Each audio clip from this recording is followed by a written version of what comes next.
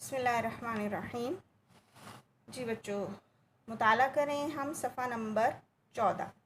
यहाँ पे हम पढ़ेंगे जीम और झे से बनने वाले अल्फाज और जुमले।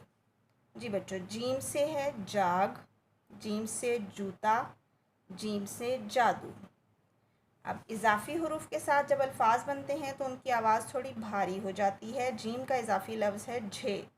झे से झाग, झांक, झूठा, झूला, झुमका, झूमर, झाड़ू।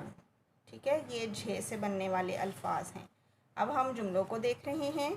जहाज़ उड़ाओ, झूठे की इज्जत नहीं, बाग में जाओ, झूला झूलो, अल्लाह के सामने झुकना इबादत है, साबुन का झाग सफ़ेद है,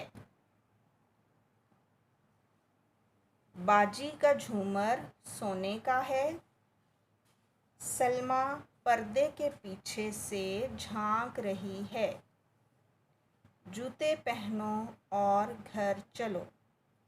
जी बच्चों, जिस तरह मैंने पढ़ा मेरे साथ साथ आपने पढ़ना है, गौर से सुनना है, दुरुस्त तलफ़ुज़ के साथ आपने जीम और झे से बनने वाले अल्फाज और जुमलों का मुताला 5 बार कर लेना है।